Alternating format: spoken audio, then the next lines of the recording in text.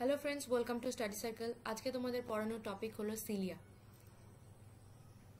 Cilia हलो एक प्रकार क्षुद्र लोमेर मतो गठन जेटा कोषेर पृष्ठ थेके उत्पन्न हय एबं एटा कि करे कोषके सामने पेछने चलते साहाज्य करे एबं कोषेर चारपाशे जे तरल पदार्थ थाके सेगुलोके सराते साहाज्य करे।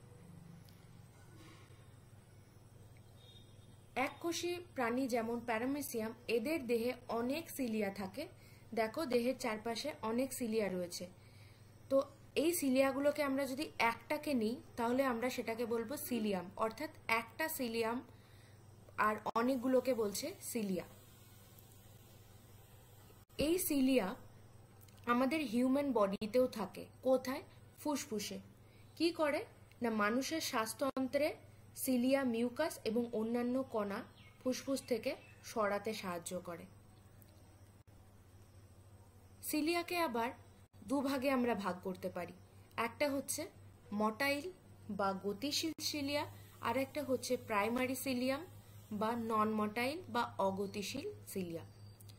তো এই মটাইল আর নন মটাইল সিলিয়াটাকে আমরা কিভাবে চিনব? মটাইল সিলিয়াটা কি করে? কোষের চলাচলে আর কোষকে নড়াচড়া করতে সাহায্য করে।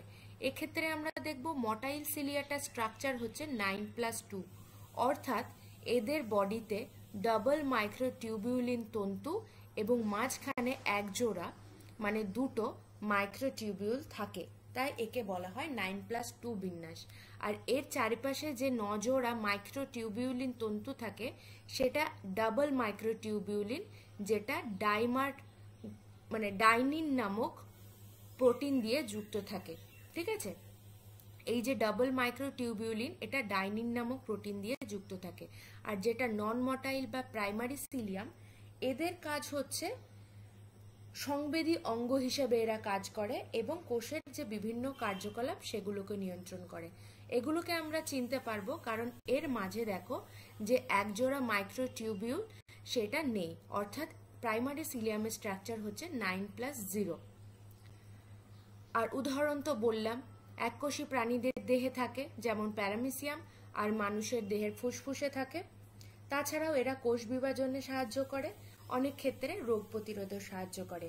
আর সিলিয়া স্ট্রাকচার হিসেবে আমরা বলতে পারি এর বডি তো তৈরি হয় মেনলি মাইক্রোটিউবিউলিন নামক প্রোটিন তন্তু দিয়ে।